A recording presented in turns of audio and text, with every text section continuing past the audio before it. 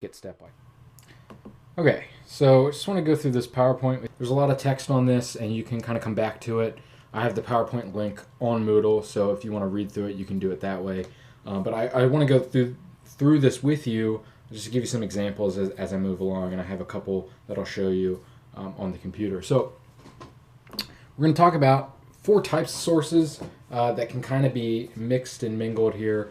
But the first 2 types in the first half of this are primary and secondary sources. Very simply put, a primary source is usually an original creation, or it comes directly from like a person that you're talking about, or directly from an event. Think kind of like a diary or an eyewitness account. And a secondary source then is really a source that takes information from other sources, compiles them together, analyzes it. So it may have a mix of sources. It may just be analyzing primary or secondary information, but most of the sources you'll come across are secondary sources because they're analysis, right? A primary source is really just that first-hand account. And so here's some key differences, as I've already pointed out, and there's a handy-dandy YouTube video for you there. So like I said, primary source, these are original works, creative works, artifacts. An interview with an individual, that's a primary source because they're being asked about sort of their opinions and their views on a topic.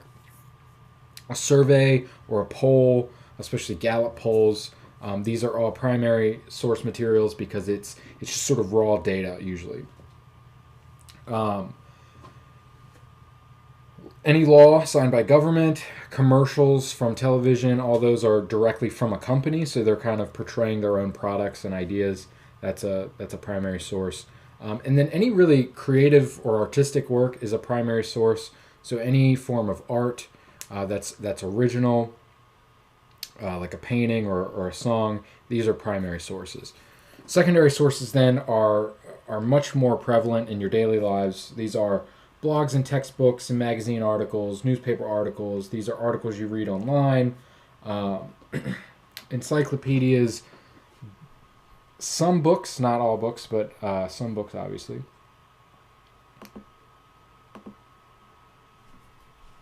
And so, like I said, I'm just going to kind of skim through some of these.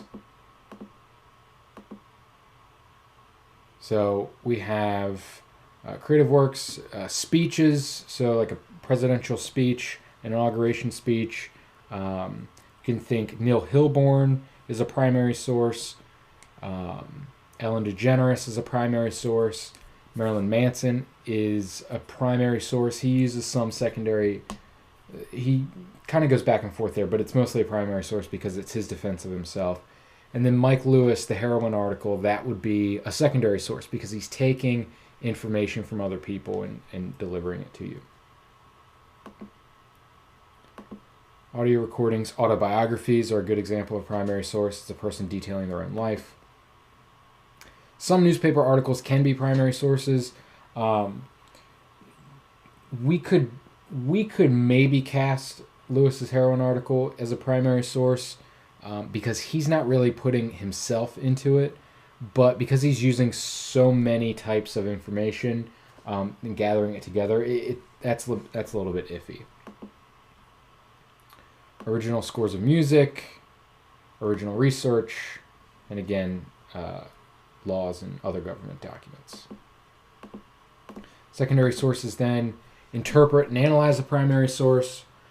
They're typically removed from the event in question or the topic in question, so they're kind of coming in after the fact to write about this event or topic or idea.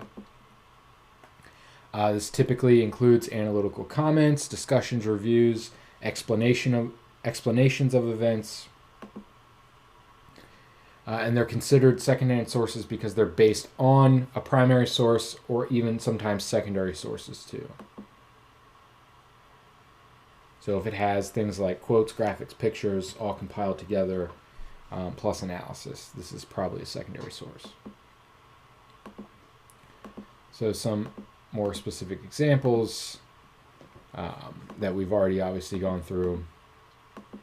Sorry, some of this is compiled from 2 different PowerPoints. Okay, So that's really the quick and easy version of primary secondary sources. Popular and scholarly sources are the types of sources that we're really going to refer to the most, and these are the ones that students have the biggest or the most difficult time with, I should say.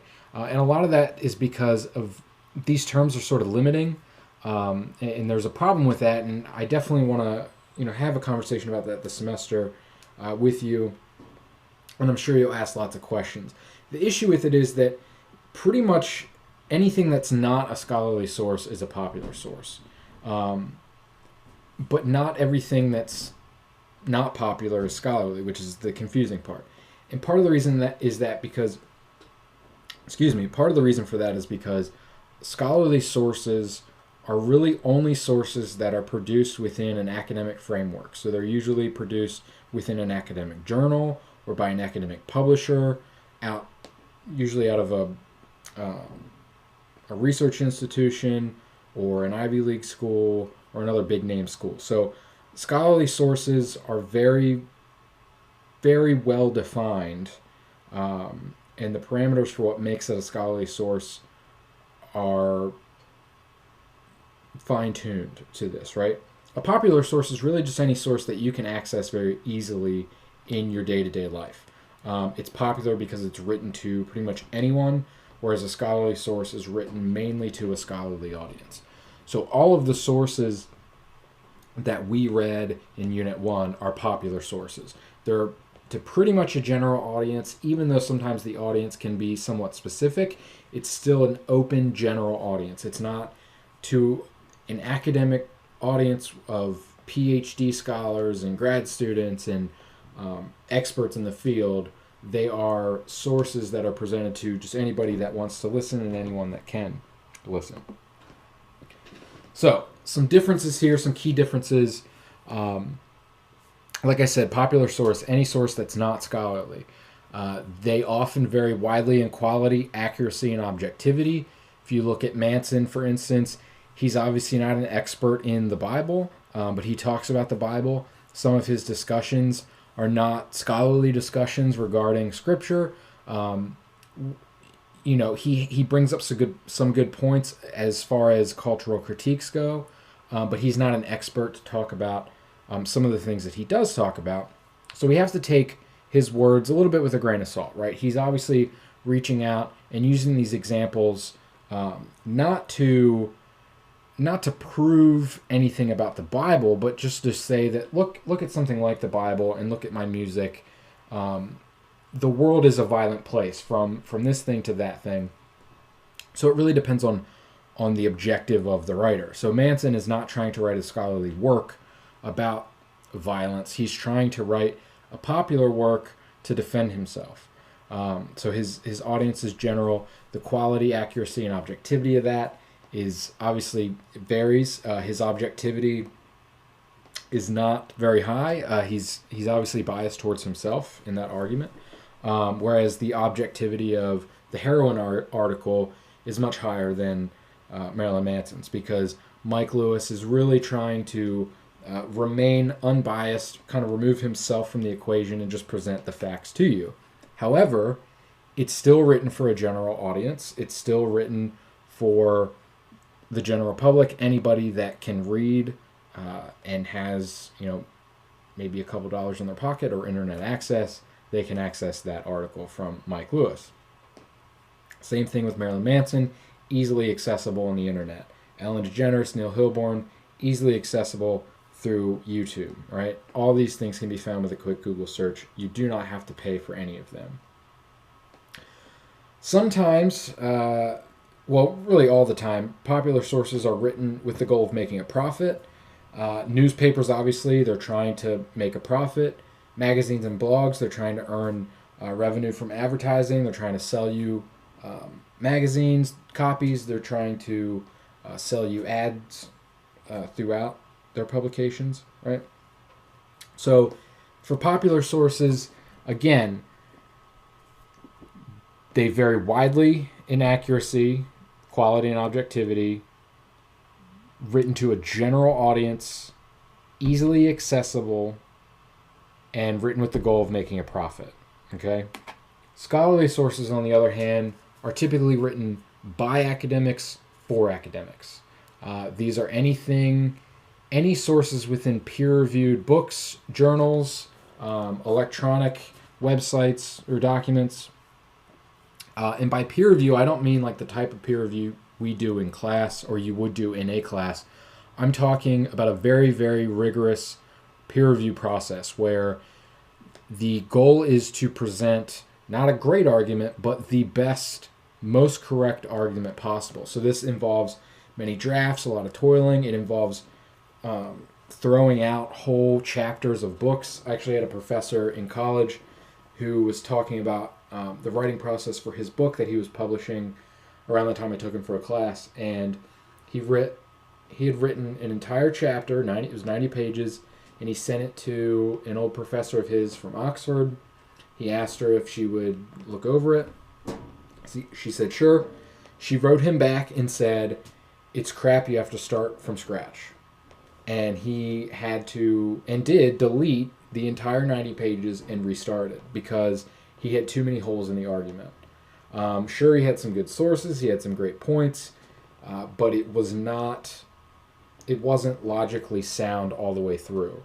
And so he had to restart this project. And so when we talk about scholarly sources, we're really talking about sources that should, in theory, be the best, most qualified arguments in the field. Now, we can have other conversations about that depending on some of the requirements for these, but typically scholarly sources are much more reliable than popular sources.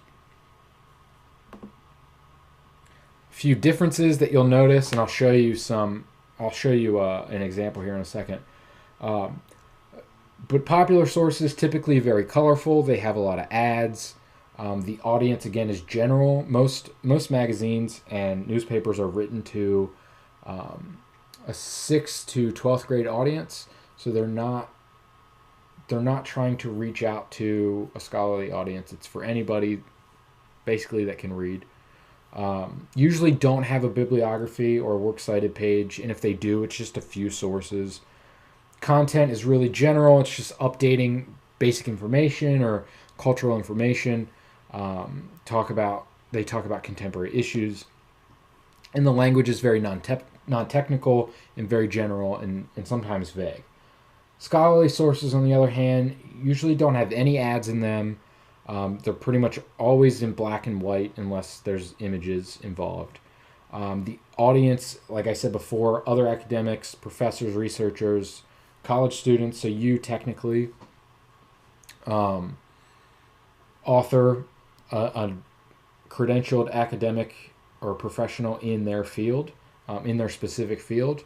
So they usually don't write outside of that field. History professor wouldn't write about psychology, for instance. Content is usually research projects, theories that they're developing, methodologies that they're discussing, pedagogies for class. And then they usually use a very specialized vocabulary. So I'm going to give you just 2 quick examples here. So I'm on Reuters right now. This is a popular news source. So notice, obviously very colorful. You don't see ads necessarily, but here's some sponsored content here, right? More sponsored content. So there are some ads on this page. Obviously some very contemporary stuff. Here's Cardi B and the Grammy Awards next to Brexit from the issue going on in England right now, trying to pull out of the European Union. So there's just a range of different topics here. Afghanistan, South Korea, Paris. Here's some images. So again, very colorful, very accessible, and free, right? I'm on the internet right now. I'm not paying for Reuters. I don't have to go through the library to get this. I can just get this myself. This is actually sponsored content at the very top of the page. Let's skip over to CNN, right? Another popular source, again, colorful. This actually starts with a video. No ads yet, but as I scroll down, no ads, no ads, no ads. Huh, actually, no ads on this. Wow, that's surprising. Let's see if we can find one that's got ads on it. Da-da-da.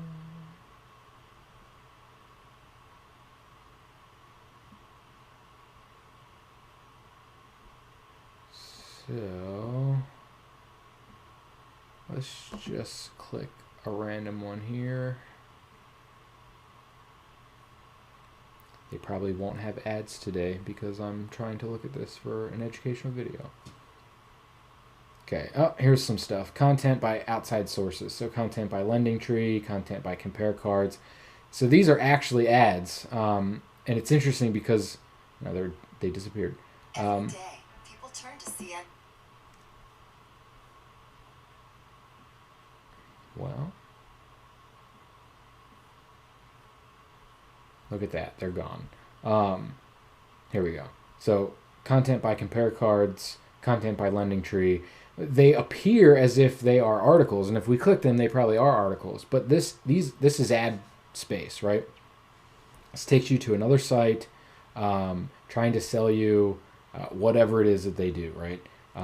This has something to do with refinancing homes and money and stuff like that. So again, trying to make a profit. CNN, if you watch any of these mainstream media sites on TV, obviously they have a lot of ad space and commercial time, and they're trying to sell you, well, the advertisers are trying to sell you products, but CNN makes money off of the ad revenue. So that's popular source, right? Very colorful, very easily accessible. Now, here's a scholarly source. This is just a random source that I picked up on the library website through the database. So this is just the PDF this is the PDF of the article from a journal. So it's not the journal itself. But if you notice, it's from the journal Plus One. Probably never heard of that journal before. And that's because it's not sold in the grocery store. It's not necessarily easily accessible online. Some color here, but again, notice it's mostly black and white. This introduction talks about the methods for their research, some basic results of their research, and then quick conclusion. So if it's like the too long didn't read of this, right? This is a much longer article. It's 15 pages in small print. No ads whatsoever for any of this. Here's some data, obviously, from the research study. All right, so presenting research and methodologies. So more numbers. And works cited page. So here's the biggest difference. These are all the references and works cited throughout the piece. Notice how long this is.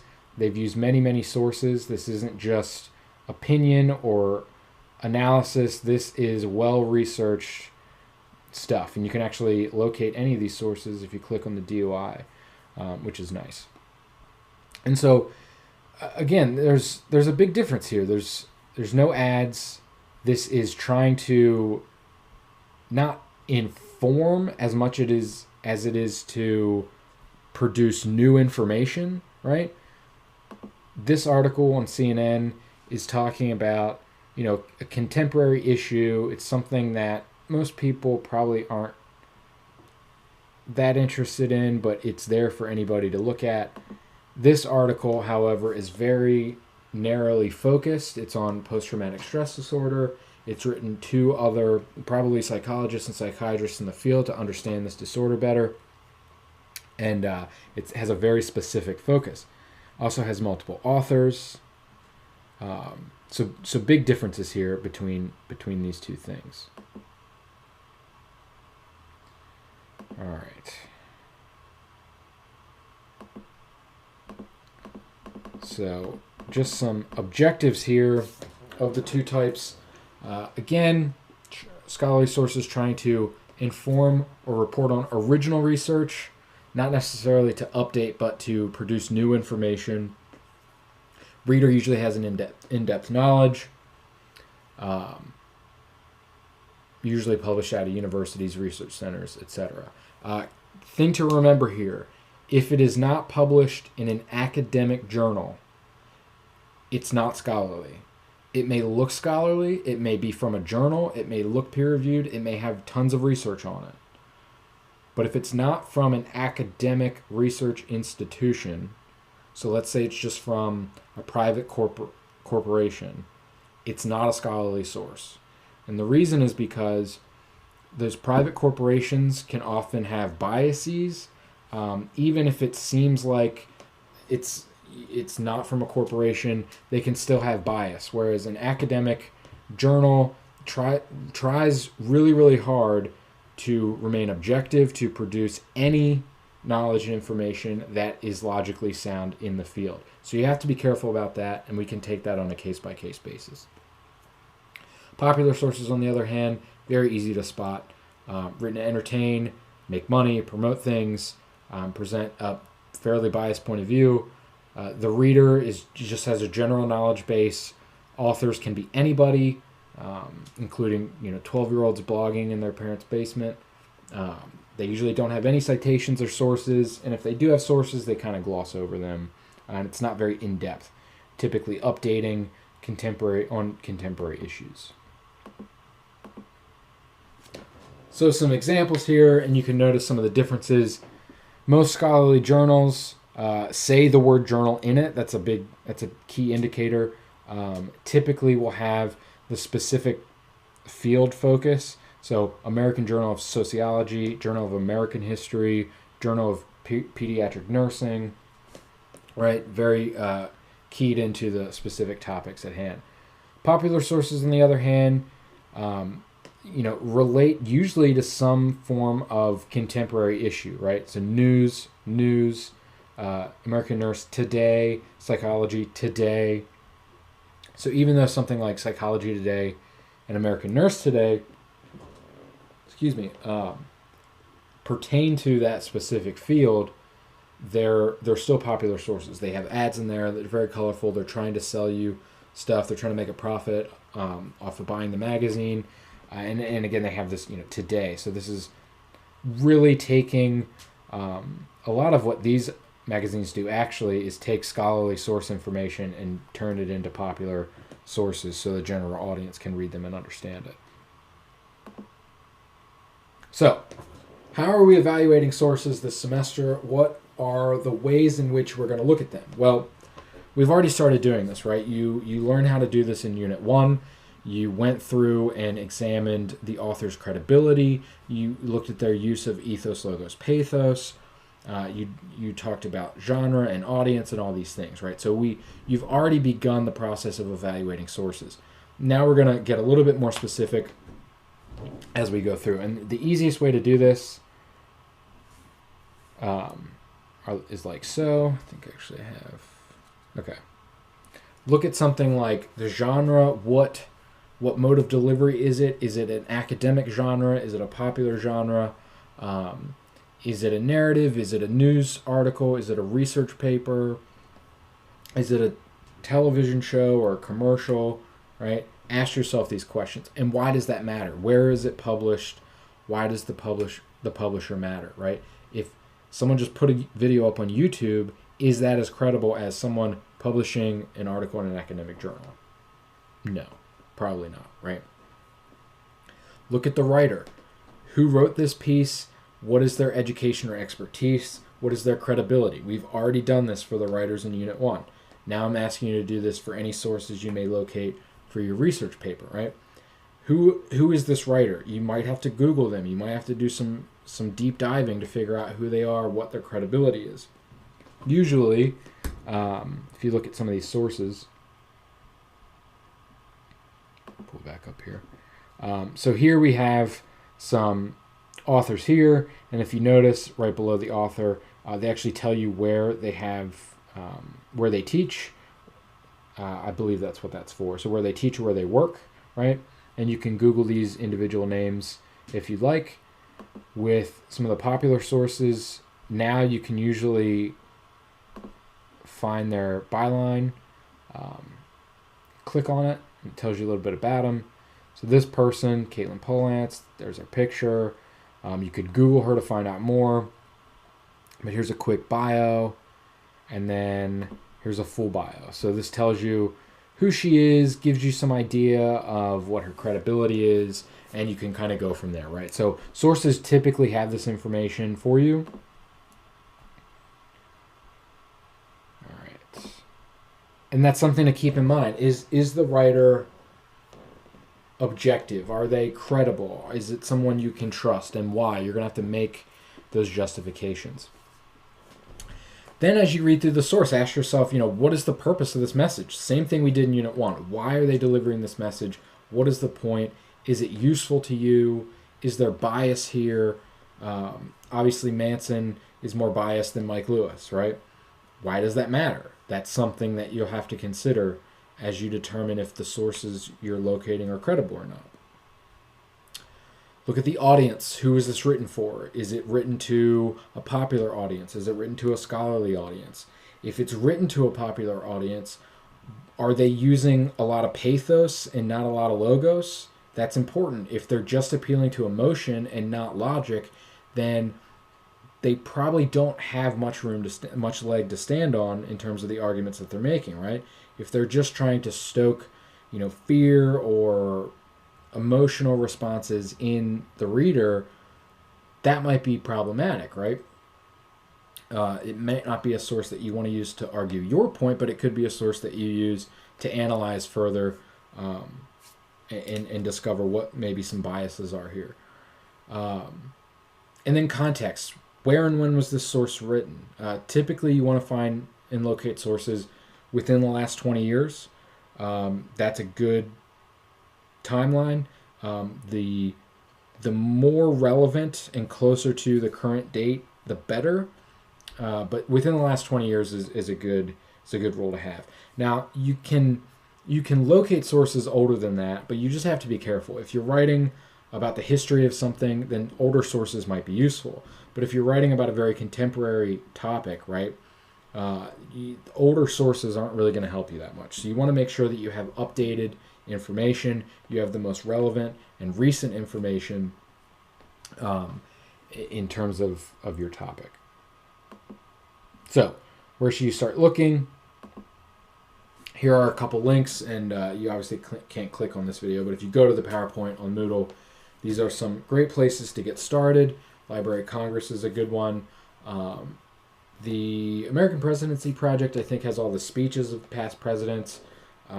Not necessarily that you'll use them, but there's some good ones. Academic Search Premier is great for scholarly sources. CQ Researcher is a really great place to get started with just topics, right? So if you actually go to CQ Researcher,